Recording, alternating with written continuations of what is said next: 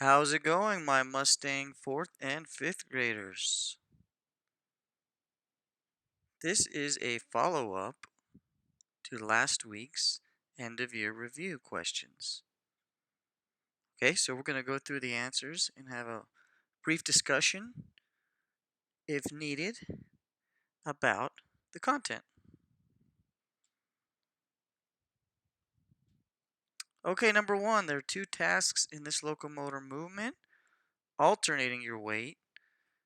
And I always say this, when you step hop, you are skipping. Number two, if you're moving at a fast pace, you should. Number one thing in PE is always safety, so make sure you watch out for others. Number three, chasing, fleeing, dodging are what kind of games? These are tag games. Remember, orienteering is discovery, usually team style. Team sports are common sports like basketball, soccer, baseball. Individual sports, swimming, golfing, tennis, martial arts. Okay, number four.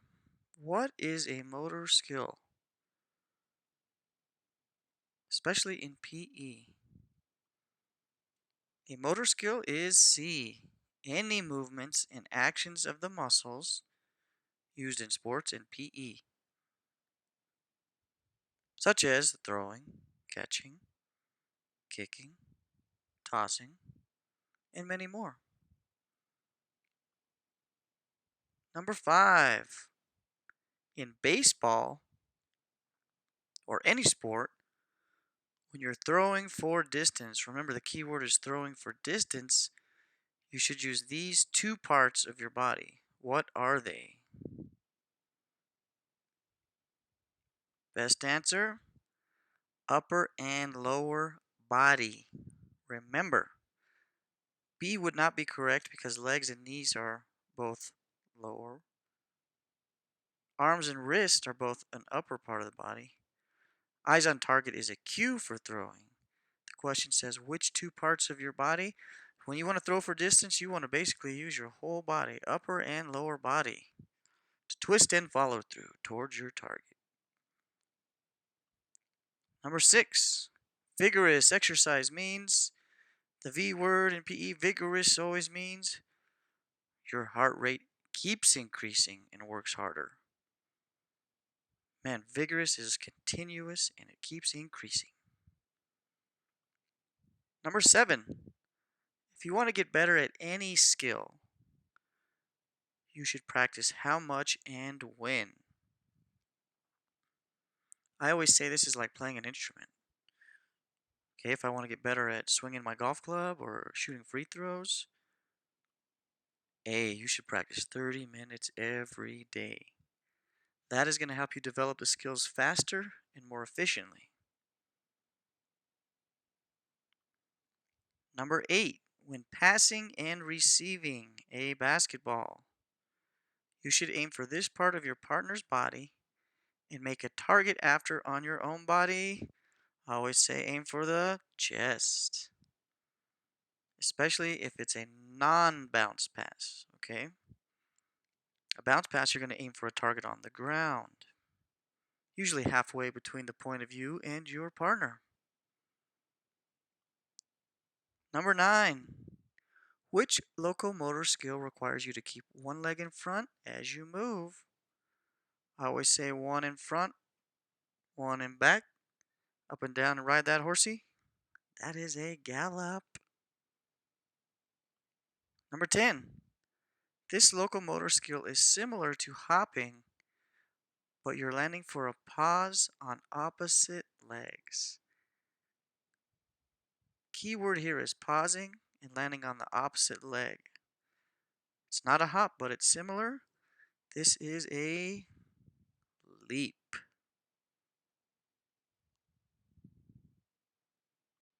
Number 11.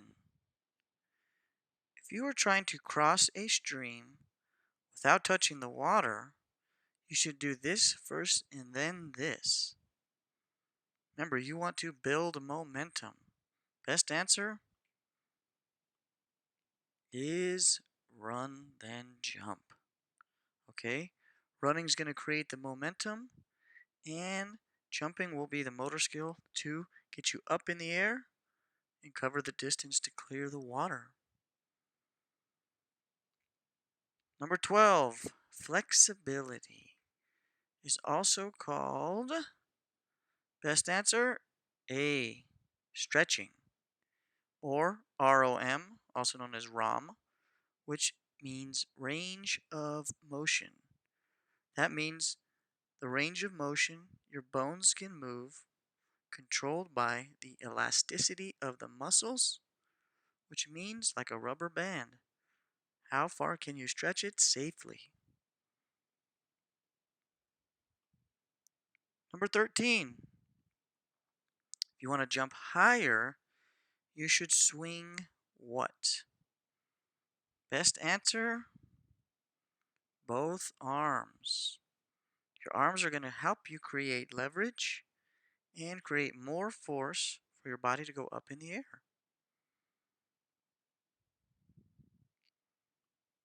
14. What movement always keeps one foot on the ground? Best answer, walking. Remember, skipping, you're leaving for a brief flight, as well as galloping. Moving backwards is not a very good answer because you could be moving backwards doing many different exercises. But a walk, you always keep one foot on the ground. Number 15. What are the cues for throwing underhand? Keyword is underhand, not overhand. Remember, underhand, like tossing a scarf, or bowling, or throwing a beanbag, is tick tock, step, and rock. Those are the cues we use in PE for the underhand throw. Now look at D. D might be confusing because it says step with your dominant foot. But your dominant foot is not what you step with. It's always your non-dominant or your opposite. 16. What is another word for dominant? Well, I always say another word for dominant is strong. But here are some more extensive answers. So a technical term, that means a fancy term for dominant, is your preference of one side to complete motor skills, especially in PE. Also known as your strong side, which could be your strong arm, your strong hand, your strong foot. And I always tell the little champs the hand you write with, hand you eat with, and the hand you brush your teeth with.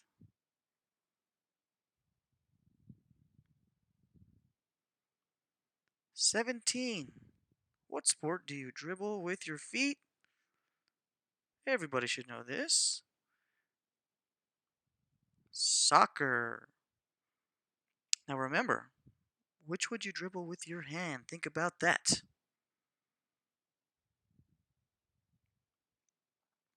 18. How many minutes of activity are recommended for you each day? Physical activity. Now, this is kind of different than, let's go back to 18, different than trying to get better at a skill. This is just physical activity in general. That means just moving around, riding your bike, running, going to recess. Best answer is an hour, which is 60 minutes. You always want to try to get an hour of activity each day. A good hint is the NFL football has those play 60 commercials where they say play 60. That means play for 60 minutes a day. 19. What locomotor skill uses the least amount of energy? Remember, when I say a locomotor skill, it's one of our essential 8. Answer is walking. Remember, a good hint for this is cool down. Usually when we're outside doing our lap or doing any other exercise and I say, let's do a cool down where we're still moving, that usually means do a nice slow walk where you're breathing in your nose and out your mouth, sometimes with your hands above your head. Number 20. Which foot steps in an overhand throw? That is always the opposite foot. I always say, side to target, step with opposite. Pull that hand behind your ear, twist, and follow through towards your target. Number 21. Name this locomotor movement. One foot lands always in the front. One foot always lands in the back with a brief time of flight. I always say one in the front, one in the back, up and down and ride that horsey. Correct answer is C, galloping. 22. What is the best exercise to increase your heart rate? Let's look at these. We have jogging, stretching, walking, and lifting weights only a few times. Now, correct answer is jogging. Why jogging? Well, when you're running or jogging, it is one of the most vigorous exercises your body can do, which means your heart is going to have to keep up with pumping the blood to your muscles to execute this task. Running and jogging. Great exercises to increase your heart rate. 23. What is the last step of a soccer kick? Think of this, the last step. Correct answer, swing your dominant foot forward. That means kick the ball towards the target. 24. Similar question, but this is a true or false question. In a soccer kick, that means the whole process of a kick. All steps. Is this true? Should you do all of these steps in order? Let's look at them. Imagine yourself. Okay, I'm going to start running. I'm going to pick my target. That means I'm either going to kick into the goal or I'm going to kick towards my partner to pass. Next step. Okay, I'm going to shift my weight to my non-dominant foot. That's my opposite. That means I'm going to step next to the ball. And last step, I'm going to swing my dominant foot forward. Remember question 23. So are these the correct steps? Running start. Pick my target. Shift my weight. That means step to the other side of the ball with my opposite foot. And swing my dominant foot forward. True. Correct. These are the correct steps for a soccer kick. 25. When dribbling in soccer, I always say keep the ball close to you.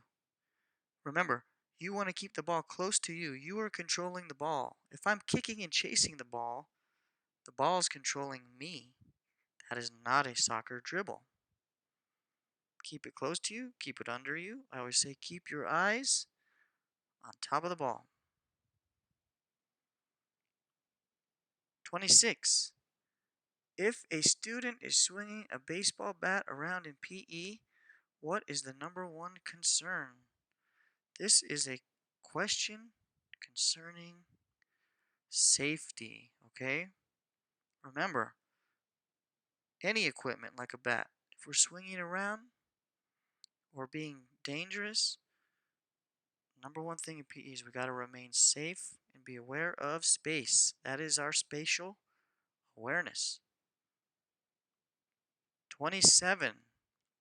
Okay, let's think back to when we learned about our 5 components of fitness. Which of these is not one of our 5 components? This should be a pretty easy one for everybody. Remember effort. Effort is not a component of fitness. It just means how hard or little you try doing something.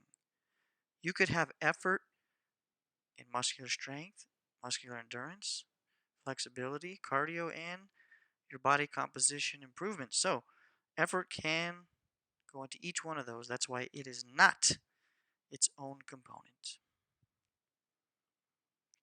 28. What is the correct cue? Remember, cues are small directions, small words. What is the correct cue of making a proper overhand throw? We talk about this a lot in PE. Always step with your opposite. Step with the non-dominant foot. The reason I go over this so much is because that is one of the most confusing things for students to learn, and that's okay, is you want to step with your opposite foot, not your same foot. So if I throw with my right hand, I step with my left. If I'm left-handed and I'm doing an overhand throw, I step with my right. 29. What does the word cardiovascular endurance mean? Everybody should know that cardio means heart. How hard the heart works. And number 30. When working with a team to complete a challenge successfully, that means to achieve the goal. What should be done? Let's think about these for a sec. Okay, A. Create an idea and tell the team members to use it. That sounds like I only want to use my own idea. B. Tell team members to use the first solution. That seems maybe an easy way out. Let's just do what we just heard first, or let's just pick this. C. Team members work cooperatively to complete the challenge. Or D. Allow team members to sit and watch if they do not have ideas.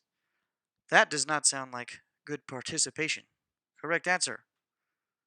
Always work cooperatively to complete the challenge. A good hint for this is we always usually start the school year practicing cooperative games. Cooperative games. That means working with each other to achieve the challenge. Okay, good job, everybody.